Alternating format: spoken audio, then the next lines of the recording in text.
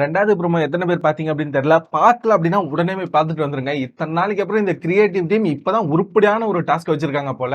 2வது ப்ரோமோ நல்லா இருக்கு. அதுல என்ன இருந்தது அப்படிங்கறத இப்ப பார்த்திடலாம். அப்புறம் லைவ்ல நடந்த ஒரு முக்கியமான இஷ்யூ அதையும் சேர்த்து பார்த்திடலாம். பட் வீடியோக்குள்ள போறதுக்கு முன்னாடி வீடியோ பார்க்க வந்த எல்லாரும் மறக்காம லைக் பண்றீங்க. அது ரொம்ப முக்கியம். இப்ப நம்ம டைரக்டா சம்பவத்துக்குள்ள போலாம். இப்பதான் ஒரு தரமான டாஸ்கா வைக்கிறாங்க. இந்த வீட்ல யாரு உங்கள அதிகமா யூஸ் பண்ணாங்க அப்படிங்கிற மாதிரி ஒருத்தரை தேர்ந்தெடுத்து சொல்லுங்க.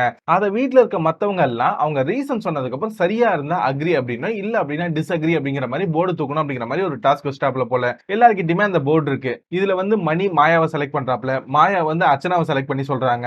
விசித்ராவை பத்தி சொல்லவே தேவையில்ல. தினேஷை செலக்ட் பண்றாங்க. இது எல்லாத்தையும் அந்த ஃபர்ஸ்ட் கிளிப்பிங்ஸ்ல ஈஸியா காமிச்சிடுறாங்க. ஆனா இதுல பூர்ணிமா சொல்றாங்க பாத்தீங்களா, அதெல்லாம் வேற லெவல். விஷ்ணுவை கூப்பிட்டு நிக்க வச்சு இந்த வீட்லயே உங்களால அதிகமா செலக்ட் பண்ணப்பட்டு அதிகமா யூஸ் பண்ணப்பட்டு தூக்கி போடப்பட்ட ஒரே ஆள் நான் தான். இவர் என் முன்னாடி அழுதுருக்காரு. நீங்க எல்லாம் நம்புங்க. இவர் என்னை யூஸ் பண்ணிக்கிட்டார் அப்படிங்கிற மாதிரி கதறாங்க. விஷ்ணு அமைதியா இருக்காப்ல. அவரோட டர்ன் வரும்போது இந்த வீட்லயே எல்லாரையும் யூஸ் பண்ணது நீ அப்படின்னு சொல்ல மாயா உடனே வந்துடுறாங்க.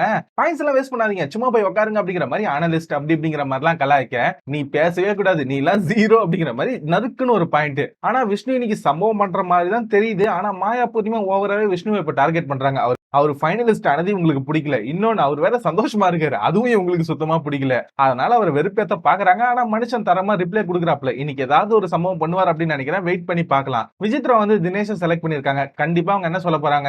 என்ன வச்சு இந்த ஆள் கேப்டன் ஆயிட்டு வேஸ்ட் பண்ணிட்டான் அப்படிங்கிற மாதிரி தான் சொல்ல போறாங்க. அது நமக்கு தெரிஞ்ச விஷயம். ஆனா பூர்ணிமா சொல்றாங்க பாத்தீங்களா, விஷ்ணு வந்து இவங்களை யூஸ் பண்ணிக்கிட்டாரு அப்படின்ட்டு. ஆக்சுவலா விஷ்ணு வந்து மாயா பூர்ணிமா கூட எல்லாம் இருந்திருக்காரு. இல்ல அப்படின்லாம் சொல்லல. இன்ஃபேக்ட் அவங்களோட கேமை கண்டுபிடிக்கணும் அப்படிங்கிறதுக்காக தான் உள்ள போனா அப்படிங்கிற மாதிரி எல்லாம் நிறைய இடத்துல சொல்லியிருக்காரு. இன்ஃபேக்ட் மாயா பூர்ணிமா தான் விஷ்ணு வச்சு நிறைய இடத்துல கேம் விளையாடி இருக்காங்க. இன்ஃபேக்ட் விஷ்ணுக்கும் பூர்ணிமாக்கு இடையில அந்த லவ் ட்ராக்கை கிரியேட் பண்ண ரொம்ப கஷ்டப்பட்டது மாயா. மாயா தான் இவங்களை எமோஷனலா வீக் ஆகணும் அப்படிங்கிறதுக்காக இந்த கேமே ஃபர்ஸ்ட் ஆரம்பிச்சாங்க. பட் விஷ்ணு கொஞ்சம் சுதாரிச்சுக்கிட்டாப்ல. விஷ்ணு கொஞ்சம் இந்த இடத்துல பூர்ணிமாவை யூஸ் பண்ணி கேப்டன்ஷிப் எப்படியாவது வாங்கிடணும் அப்படின்னு நினைச்சாப்ல. அது ஒரு இடத்துல தான் எனக்கு தெரிஞ்சு விஷ்ணு இவங்களை யூஸ் பண்ணிக்கிட்டாரு. பட் இவங்க யூஸ் பண்ண அளவுக்குலாம் அவர் யூஸ் பண்ணல. அதான் உண்மை. ஆனா இந்த இடத்துல பூர்ணிமா மாயாலாம் அவங்க பண்ணது எல்லாத்தையும் விஷ்ணு பண்ணாரு அப்படின்னு சொல்றாங்க பாத்தீங்களா, அதெல்லாம் வாய்ப்பே கிடையாது. இதுல வேற இந்த இடத்துல மாயா வந்து அர்ச்சனாவை கூப்பிட்டு சொல்றாங்க. அர்ச்சனா என்ன யூஸ் பண்ணிக்கிட்டாங்க அப்படிங்கிற மாதிரிலாம். அதெல்லாம் எந்த லெவல்ல போக போகுது அப்படின்னு தெரியல. ஆனா இந்த மாதிரிலாம் டாஸ்க் வைக்கிறது மாயா பூர்ணிமாவை இன்னுமுமே மக்கள் கிட்ட வீக்கா தான் காட்டும். அது தெரிஞ்சு போச்சு. நிக்சன் வேற வெளில வந்து எக்கச்சக்கமா போஸ்டர் போட்டு சுத்திக்கிட்டு இருக்காப்ல. அவருக்கு அடுத்து என்ன நடக்க போகுது அப்படின்னு தெரியல.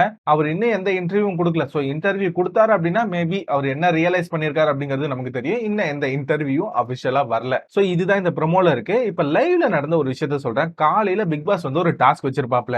இந்த இயர்ல நீங்க எந்த ரெசல்யூஷனா எடுத்துக்கிறீங்க அப்படிங்கிற மாதிரி ஒரு சின்ன டாஸ்க் வச்சிருப்பாப்ல. எல்லாருமே ஓரளவுக்கு நல்லா தான் சொல்லியிருப்பாங்க. மாயா பூர்ணிமா தான் இந்த இடத்துல எக்கச்சக்கமா வன்மத்தை கொட்டினாங்க. விஷ்ணு வந்து முதல்ல எல்லாருக்கும் ஹாப்பி நியூ இயர் சொல்லிட்டு இந்த வருஷத்துல இருந்து நான் டான்ஸ் கத்துக்கணும். அது முதல் விஷயம். இன்னொன்னு வந்து நான் யாரையுமே நம்ப கூடாது. செலக்டிவான ஆட்களை மட்டும் தான் நம்பணும். நம்மள ஏமாத்துறவங்கள நம்ப கூடாது அப்படிங்கிற மாதிரி சொல்ல மாயா பூர்ணிமா ரெண்டு பேருமே இந்த இடத்துல காண்டாயிடுவாங்க. அப்படியே இந்த இடத்துல மூஞ்செல்லாம் அஷ்ட கோணத்துக்கு போகும். அப்படி ஒரு கடுப்பை இந்த இடத்துல வெளிப்படுத்துவாங்க. இந்த டாஸ்க் எல்லாம் முடிச்சதுக்கு அப்புறம் மாயா ஒரு ஆக்ட் கொடுப்பாங்க பாருங்க. அவங்களோட பாடி லாங்குவேஜ் எல்லாம் வேற லெவல். அவர் வந்து நம்மள சொல்றாரு. அவர் வந்து யாரையும் நம்ப கூடாது அப்படிங்கிற மாதிரி நம்மள தான் சொல்றாரு அப்படிங்கிற மாதிரி உங்களுக்கு புரியுது. அதனால காண்டாகி அவர் தான் இந்த வீட்ல எல்லாரும் யூஸ் பண்ணிக்கிட்டு இருக்காரு. பட் அவரே வந்து இப்படி சொல்றாரு அப்படின்னா அதை நம்மளால ஏத்துக்க முடியாது அப்படிங்கிற மாதிரி இவங்க சொல்றாங்க. ஆக்சுவலா விஷ்ணுவால இந்த இடத்துல பூர்ணிமா பயங்கரமா பாதிக்கப்பட்டிருக்காங்களாம். அதனால பூர்ணிமா தான் இந்த இடத்துல ஃபீல் பண்ணி அப்படிலாம் சொல்லணுமா. விஷ்ணு இவங்களை விட்டு பிரிஞ்ச உடனே விஷ்ணுவை வெறுப்பேத்தணும் அப்படிங்கிறதுக்காகவே நிக்சன் கூட சேர்ந்து ஆட்டம் போட்டு கடைசியில அந்த பையனை வெளில அனுப்பிச்சதே பூர்ணிமா தான். அதெல்லாம் இவங்களுக்கு தெரியாது போல.